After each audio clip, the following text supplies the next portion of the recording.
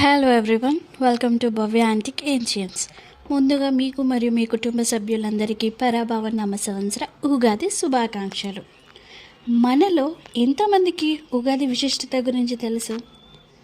మరియు ఉగాది అసలు ఎందుకు జరుపుకుంటారనే సంగతి సగం మందికి తెలీదు. కాబట్టి మరిన్ని ఆసక్తికరమైన మరియు ప్రాచీన విషయాల గురించి, దైవిక సమాచారాల గురించి తెలుసుకోవాలంటే వెంటనే నా ఛానల్ని సబ్స్క్రైబ్ చేసుకోండి. పక్కనే ఉన్న బెల్ ఐకాన్ని క్లిక్ చేసేసేయండి. ముందుగా పరాభవ నామ సంవత్సరం యొక్క విశిష్టత మరియు ఉగాది ఎందుకు జరుపుకుంటారో మనం తెలుసుకుందాం. పరాభవ నామ సంవత్సరం యొక్క విశిష్టత ఏంటంటే, మన 60 సంవత్సరాల హిందూ చాంద్రయాన చక్రంలో 40వ సంవత్సరం ఈ పరాభవ నామ సంవత్సరం. ఇది నారదముని సంతానం నుండి ఉద్భవించిందని పురాణాలు చెబుతున్నాయి. మనం ఇప్పుడు ఉగాది విశిష్టత గురించి తెలుసుకుందాం. యుగాది శబ్దానికి ప్రతిరూపంగా ఉగాదిగా రూపొందించారు.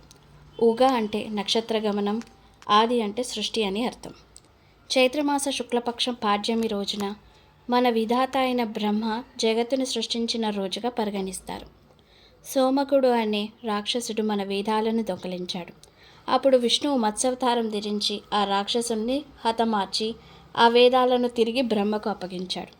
కావున ఆ శుభ సమయాన్న ఉగాది పండుగ ప్రచారణలోకి వచ్చింది.